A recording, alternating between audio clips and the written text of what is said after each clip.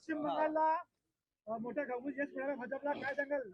नाही, खरोखर अभिमानाची बाब आहे आणि देशवासियांनी याच्यातून मोठा संदेश मिळालेला देशवासियांना आणि सर्व पक्षांना की भारतीय जनता पार्टी जी 1952 पासून जनसंघ आणि 1980 पासून जी भारतीय जनता पार्टी या देशात कार्यरत आहे आणि एक सांस्कृतिक राष्ट्रवादाचा विचार घेऊन या भारतीय जनता पार्टीने काम केलंय, त्या भारतीय जनता पार्टीचा पहिला आधार भारतीय जनसंघ याचे संस्थापक अध्यक्ष माननीय कैलासवासी डॉक्टर श्यामाप्रसाद मुखर्जी यांच्या पश्चिम बंगालमध्ये आज प्रथमच भारतीय जनता पार्टीला एवढं मोठं घवघवीत यश मिळालंय.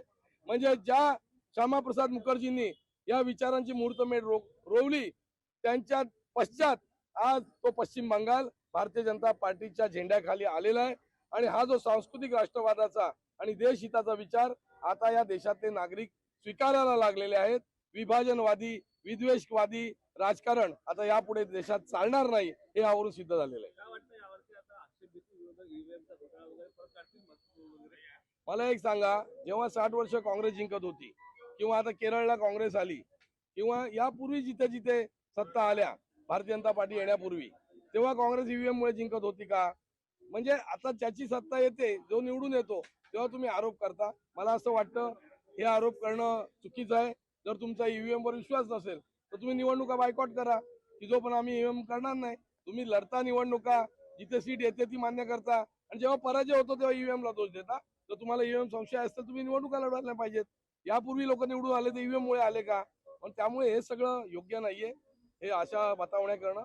जो जनतेने जनाधार दिलाय, लोकांनी जे स्वीकारलंय ते सर्वांनी विरोधकांनी पण स्वीकारलं पाहिजे. त्याच्यातच लोकशाहीचा बहुमान आहे. तर 15 वर्षानंतर काँग्रेसचा उद्ध्वस्त झालेला आहे. सातत्याने 15 वर्ष ममता बॅनर्जी होत्या आणि कम्युनिस्ट पार्टीला हटवून त्या आल्या होत्या. ती तृणमूलच्या नावाखाली दुसरी कम्युनिस्ट पार्टीच होती आणि त्यांची जी दबंगशाही, कार्यकर्त्यांची दादागिरी ही सगळी जी त्या राज्यात चालू होती त्याच्या जीवावर त्यांनी सगळी व्यवस्था दाबून ठेवली होती. पण यावेळेला अमित शहाच्या नेतृत्वाखाली सर्व यंत्रणा ही सुरक्षित करण्यात आली. सर्व यंत्रणेला मोकळीक देण्यात आली.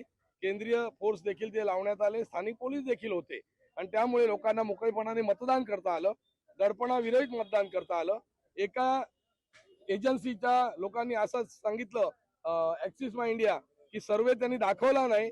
कारण काय, त्यांच्या सर्वेमध्ये 70% लोकांनी आपलं मत व्यक्त करायला नकार दिला आणि तिथे जे स्पष्ट झालं हे लोक वळलेले आहेत ममता बॅनर्जीच्या शिकंज्यातून आणि तिने नंतर चुकून आली तर दादागिरी करू नये या भीतीपोटी त्यांनी आपलं मत नोंदवायला नकार दिला. ऍक्सिस माय इंडियाने सर्वे न देणं इथेच क्लिअर झालं होतं की भारतीय जनता पार्टीची सत्ता येते आणि ममता बॅनर्जी आणि तृणमूलच्या दादागिरीतून पश्चिम बंगाल आता मुक्त होऊ पाहते.